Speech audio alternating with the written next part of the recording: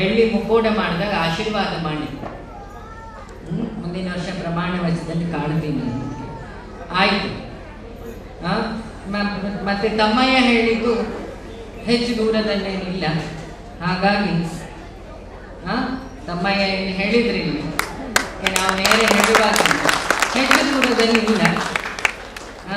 ಹಾಗಾಗಿ ಯಾಕಂದ್ರೆ D K ಅವರ ಹತ್ತಿರದ ಪರಿಚಯ ಆಶ್ರಮ. ನಾ ಮೊನ್ನೆ ಬಗ್ಗೆ ಹೇಳಿ ಅಂದಾಗ ನಾನು ಒಂದಿಷ್ಟು ಹೇಳಿದೆ. ನಾನು ನೋಡಿದ ಹಾಗೆ ಒಳಗೊಂದು ಹೊರಗೊಂದು ಇಲ್ಲದ ವ್ಯಕ್ತಿತ್ವ, ಭಯ ಇಲ್ಲದ ವ್ಯಕ್ತಿತ್ವ.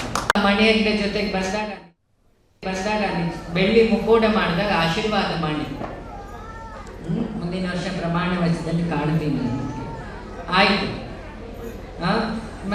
ಮತ್ತೆ ತಮ್ಮಯ್ಯ ಹೇಳಿದ್ದು ಹೆಚ್ಚು ದೂರದಲ್ಲೇನಿಲ್ಲ.